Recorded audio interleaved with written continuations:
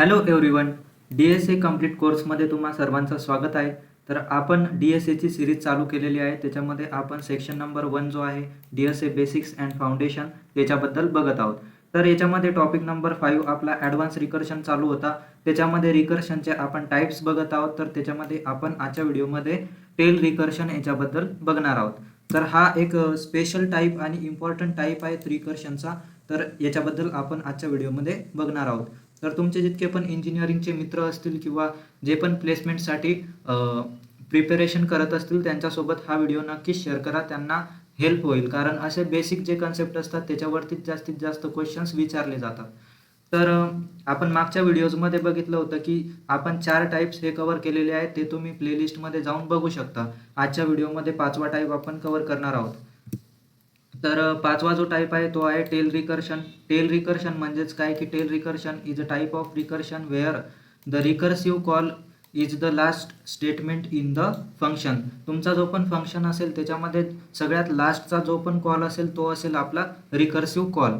तर याच्यामध्ये फक्त एवढंच लक्ष ठेवायचं की टेलवरून टेल रिकर्शन म्हणजेच काय की लास्टचा जो कॉल असेल तो रिकर्सिव्ह कॉल असेल, त्याच्या आधी सगळं जे पण वर्क असेल ते होईल.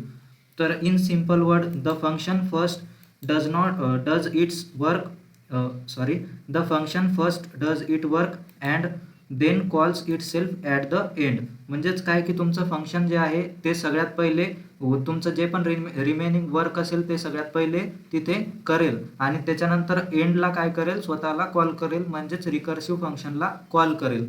After the recursive call there is nothing left to execute. आणि त्या लास्टच्या रिकर्सिव्ह कॉलनंतर तुमच्याकडे एक्झिक्यूट करण्यासाठी कोणताही तिथे वर्क नसेल. तर अशा प्रकारे हे जे टेल रिकर्शन आहे हे वर्क करतं. म्हणजे सगळ्यात लास्टचा जो कॉल राहतो तो सगळ्यात लास्टचा कॉल रिकर्सिव्ह कॉल राहतो.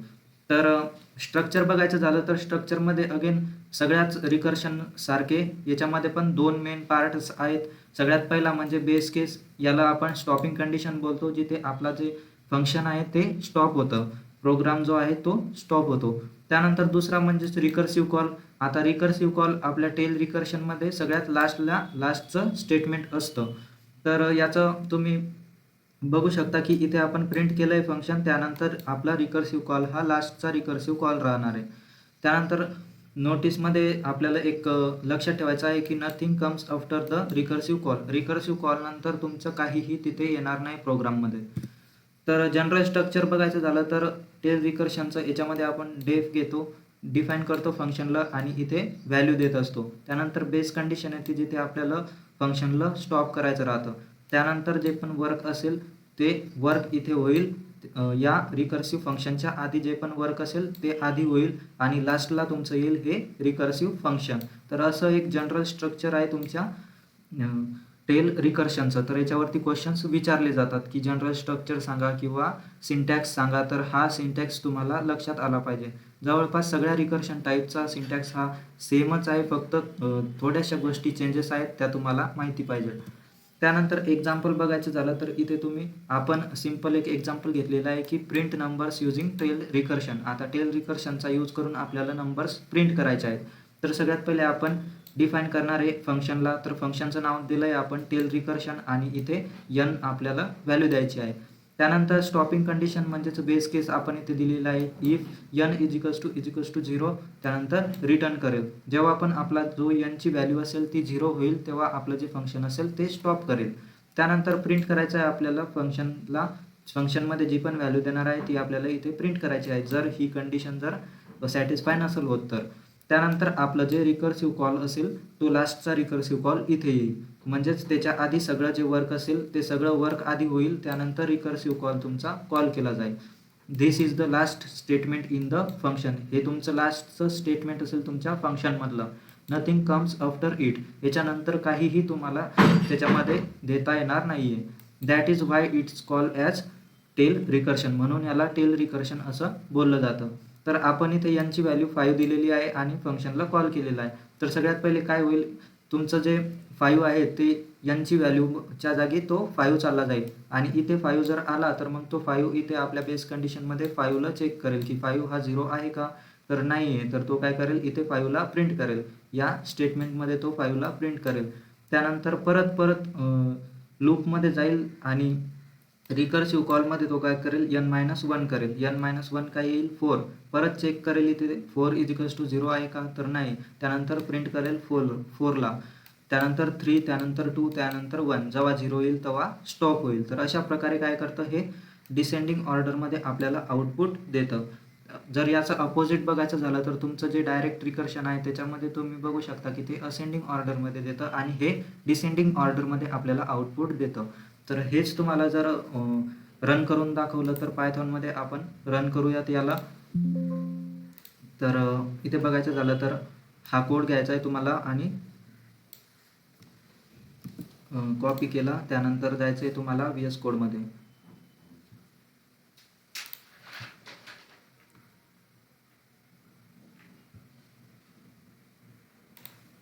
इथे VS कोडमध्ये आल्यानंतर फाईलवरती जाऊन न्यू फाईल क्रिएट करायची आहे तुम्हाला. TAIL रिकर्शन आणि .py ने सेव्ह करून घ्यायची. फाईल क्रिएट केल्यानंतर तुमचा जो कोड होता तो इथे तुम्हाला लिहायचा आहे.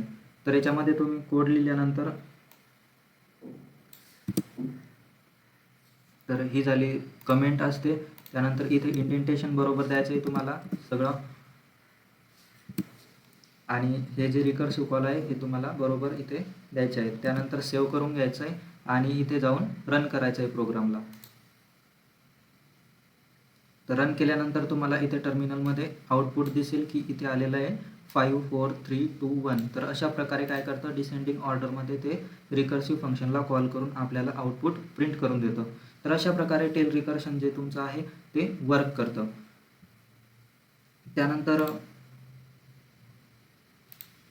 त्यानंतर यामध्ये बघायचं झालं तर याचे कॅरेक्टरिस्टिक काय काय आहेत तर ते पण बघून घेऊयात.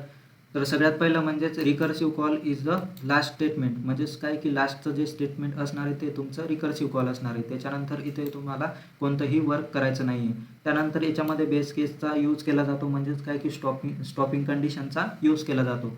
त्यानंतर processing happens before the recursion. तुमची जितकी पण प्रोसेसिंग असेल प्रोग्राममध्ये ती काय होईल रिकर्शनच्या आधी रन केली जाईल किंवा प्रोसेस केली जाईल. Produces descending output in this example. या एक्झाम्पलमध्ये आपण बघितलं की डिसेंडिंग ऑर्डरमध्ये आपल्याला त्यांनी आउटपुट प्रिंट करून दिलं आहे. Where is tail recursion use. Tail recursion कुठे यूज केलं जातं तर काउंटडाऊनचे जे तुमचे प्रॉब्लेम्स राहतात त्याच्यामध्ये, त्यानंतर फॅक्टोरियलमध्ये, सम ऑफ नंबर्सच्या समसाठी आपण याला यूज करतो. सम कंपायलर ऑप्टिमायझेशनच्या याच्यामध्ये पण याला यूज केलं जातं. फंक्शनल प्रोग्रामिंग लँग्वेजेसमध्ये पण टेल रिकर्शनचा यूज होतो. तर हे तुम्हाला सगळं माहिती पाहिजे की याचे कॅरेक्टरिस्टिक काय आहेत, त्यानंतर टेल रिकर्शन कुठे यूज होतं. त्यानंतर याच्यामध्ये अजून एक कन्सेप्ट येतो तो तुम्हाला माहिती पाहिजे, त्यालाच आपण टेल कॉल ऑप्टिमायझेशन TCO असं बोलतो. तर हे पण तुम्हाला माहिती पाहिजे की काय असतं. तर याचा मिनिंग असा होतो की instead of creating a new stack frame for every recursive call. आता प्रत्येक रिकर्सिव्ह कॉलमध्ये आपण काय करतो न्यू स्टॅक फ्रेम क्रिएट होत असते. तर प्रत्येक कॉलनंतर काय होतं की तुमचं जे पण फंक्शन असतं ते काय करतं न्यू स्टॅक फ्रेम क्रिएट करतं. The compiler reuses the current stack frame because there is nothing left to execute after the recursive call. आता आपण टेल रिकर्शनमध्ये बघितलं की लास्टचा जो कॉल राहतो तुमचा तो राहतो रिकर्सिव्ह कॉल. तर त्या कॉलच्या नंतर तुम्हाला कोणताही प्रोग्राम तिथे एक्झिक्यूट होणार नाही. म्हणून काय करायचं आहे आपल्याला की हे जे कन्सेप्ट आहे टेल कॉल ऑप्टिमायझेशन हा काय करतो तुमचा जी पण फ्रेम असेल रिकर्सिव्हची त्याच फ्रेमला काय करतो करंट स्टॅक फ्रेमला तो रियूज करतो. म्हणजेच इथं एक्झाम्पलमध्ये बघायचं झालं तर विदाऊट टेल कॉल ऑप्टिमायझेशनमध्ये काय होतं की फंक्शन जे असतं तुमचं फंक्शन 1, त्यानंतर फंक्शन 2, फंक्शन 3, फंक्शन 4 असे जे आहेत ते काय करतात मेनी स्टॅक फ्रेम्स क्रिएट करतात तुमच्या फंक्शनला रन करण्यासाठी.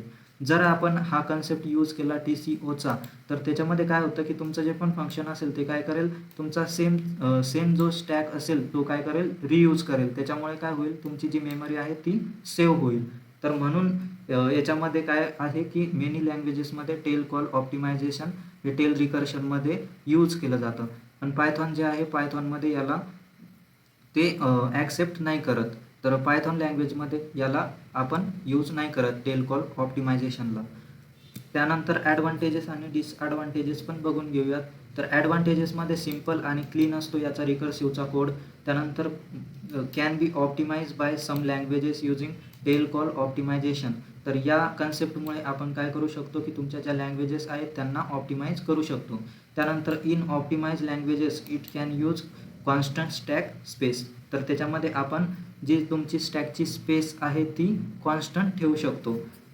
तर अशा प्रकारे याचे ॲडव्हान्टेजेस येतात. त्यानंतर डिसॲडव्हान्टेजेसमध्ये बघायचं झालं तर Python does not support tail call optimisation. तर पायथॉन याला सपोर्ट नाही करत या कन्सेप्टला. तर तो काय करतो, रिकर्सिव्ह कॉलसाठी तो प्रत्येक रिकर्सिव्ह कॉलसाठी न्यू स्टॅक फ्रेम क्रिएट करत असतो, यूज करत असतो.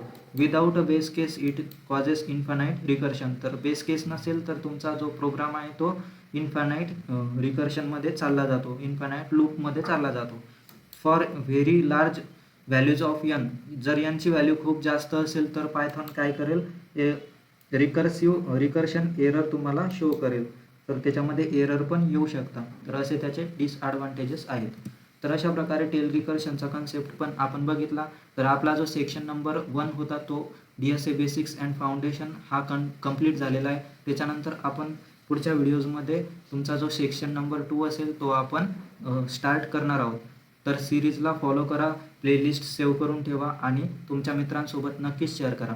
व्हिडिओ आवडला असेल तर लाईक करायला विसरू नका, तुमच्या मित्रांसोबत शेअर करा आणि सबस्क्राईब करायला विसरू नका चॅनलला. तर धन्यवाद मित्रांनो, भेटूयात पुढच्या व्हिडिओमध्ये.